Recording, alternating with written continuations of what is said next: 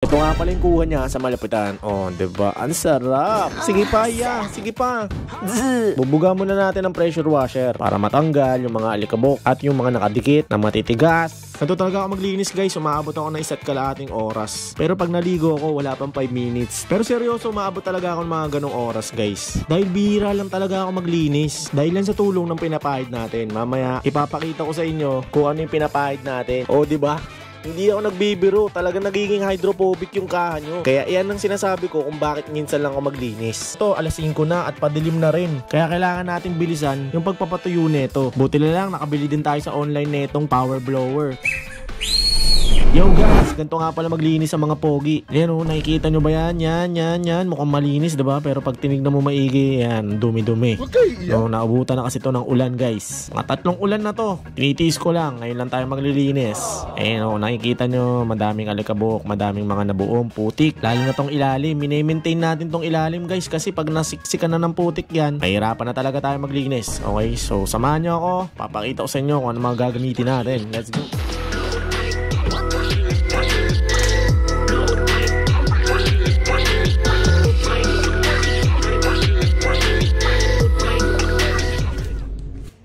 Siyempre guys, bagong lahat, bubuga muna natin ang pressure washer para matanggal yung mga alikabok at yung mga nakadikit na matitigas at namuong mga putik sa kaha natin. Ayan. Wala namang special dito sa paglilinis natin guys. Kahit di ko pakita sa inyo to, alam nyo na to. At ito nga pala, nakalimutan natin tanggalin yung mga susi natin at saka mga gamit dito sa bulsa ng ating motor. Charot lang, ginaya lang natin si Rhodes na konti. Shoutout sa'yo Rhodes, napakagaling mo mag voice over. At ito nga, nakuha na natin yung mga gamit natin. Ang dami pa pala, grabe. Buti na lang hindi nabasa itong Freedcon intercom natin. Kundi sayang, 4,000 pesos pa naman yan. Pero okay lang yan, available yan dito sa aking page. Message nyo lang ako. At ayun nga, patuloy tayo sa pagbuga ng ating motor, okay? At sana hindi natin mabasa ang ating racing ECU, no? Dahil medyo makate. So yan, palibutan lang natin, buga lang natin ang bawat sulok ng ating motor. Babaw, gilid, ilalim, lahat-lahat na. At syempre, pag nabuga natin, ito ang gagamitin natin. Dahil maganda ang experience ko dito. Hindi pa naman ako nakakatry ng iba. Pero so far, ito ang ginagamit ko lagi pag naguhugas. Dahil talaga napakadulas niya. At ayan, hahaluin natin sa ating binili dito sa pangbuga na to. Napakaganda nito guys. Makikita nyo mamaya kung gaano siya kakapal at kabula. Lalagyan lang natin ng tubig at saka ng sabon, no? Halu-haluin at saka kambyuhin. Tingnan natin kung gaano kabula. Oh, diba? Solid yung buga niya guys. Hindi siya parang matubig. Kumakapit talaga yung bula o yung sabon dito sa kaha natin. Napaka-satisfying talaga. At napakasarap maglinis pagka kompleto ko sa gamit. Ito nga pala yung kuha niya sa malapitan. Oh, diba? Ang sarap. Sige pa, ya. Sige pa. Lahat na yan, bombahin na natin. Pati ilalim, pati lahat, buong kaha, okay? Salamin, lahat. At shoutout nga pala dito sa Fastech. Diyan tayo nagpatono ng motor guys. Pati racing ECU natin. Solid dyan. Talagang ramdam mo yung performance pagkatapos. At matapos natin bugahan ang buong kaha natin ng sabon, syempre, pabrushin natin para mas detalyado ang paglilinis natin.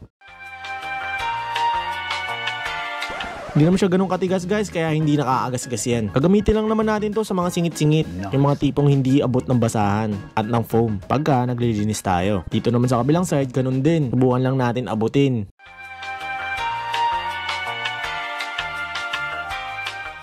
At brushin yung mga sulok-sulok.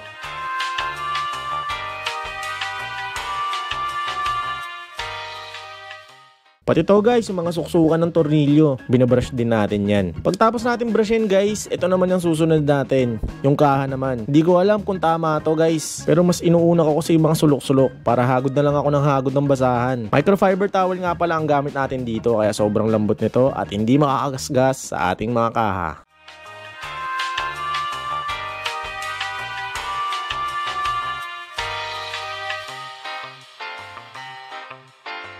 Nalagyan na natin ng sabon to guys, pero pagka pupunasan ko ng basahan to, nilalagyan ko ulit para mas madulas at para mas malinis natin na maayos.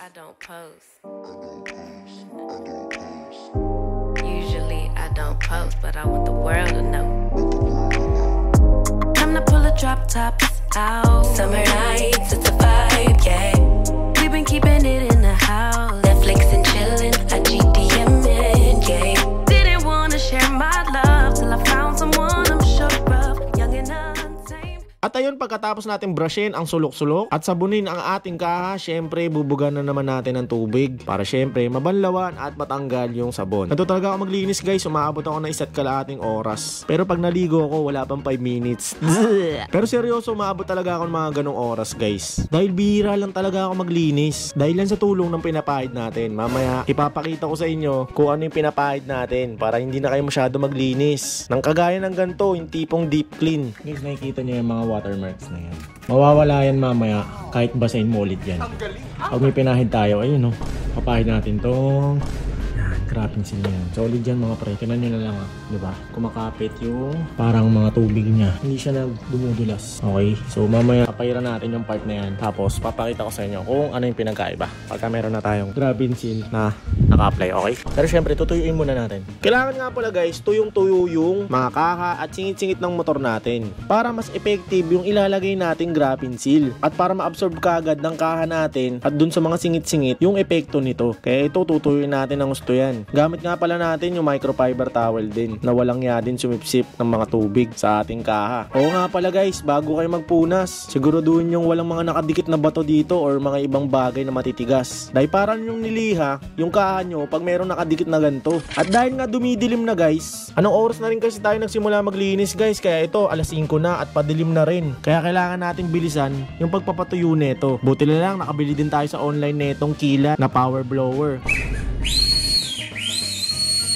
Ang sarap talaga maglinis guys, promise pag meron kayong mga ganito. Dahil mas nakakagana, dahil mas mapapabilis yung paglilinis nyo. Tingnan nyo yung mga tubig guys, napunasan ko na yan pero meron pa rin. Kaya pag meron kayo nito, mas mapapabilis yung pagpapatuyo nyo. At makakapag-apply kayo ng mga protection nyo sa motor ng mas mabilis. Dahil lahat naman ng mga protection, kahit hindi itong ginagamit ko, syempre kailangan tuyot na tuyot para mas effective yung mga pinapahid natin. Ito nga rin pala gusto kong bugaan guys, sa ilalim. Dahil pagkabasahan natin yung ginagamit natin dyan, dumudumi. Pag nakita ko yung basahan na madumi, hindi ko na pinapahid sa ating kaha. Wala lang, ewan ko kung ako lang yung ganun. Pero wala ayoko talaga ipahid sa ating kaha pag madumi yung basahan.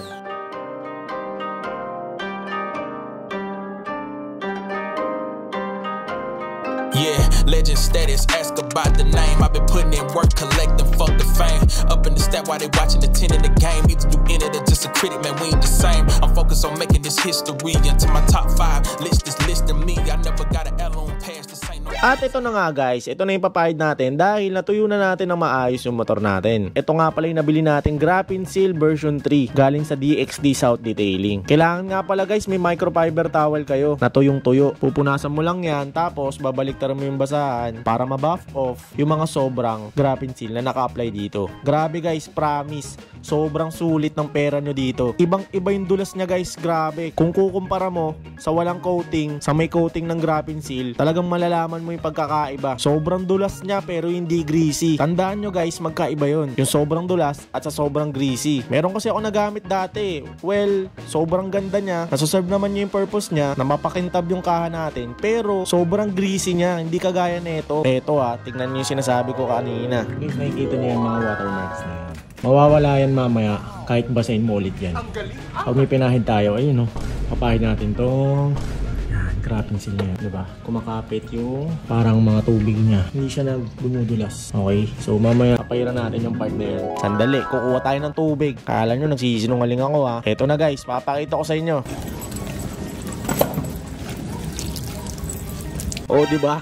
Hindi ako nagbibiro, talaga nagiging hydrophobic yung kaha nyo. Kaya yan ang sinasabi ko kung bakit minsan lang ako maglinis. Dahil pag umulan, pag uwi ko, gagawin ko lang, bubuhusan ko lang ng tubig yung buong kaha ko. Tapos malinis na ulit dahil nga hindi ko makapit yung dumi at yung tubig sa kaha natin. Kaya sulit talaga tong graphing seal. Kahit pati sa upuan guys, yan ang patunay dyan na hindi siya greasy. Dahil hindi ko yung lalagay dyan, ayoko naman madulas ako sa sarili kong upuan, diba? Pwede rin to sa side mirror at sa visor ng mga helmet natin para maging hydrophobic. Kaya ano pang hinihintay nyo? Click the yellow basket.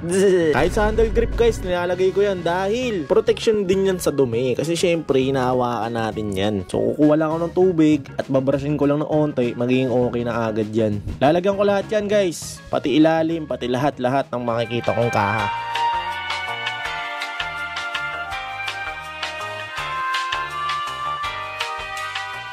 So salamat talaga at nakita ko tong graphing seal na to. Kung ako sa inyo, itry nyo na rin. So yun guys, ganun nga pala maglinis ang mga pogi.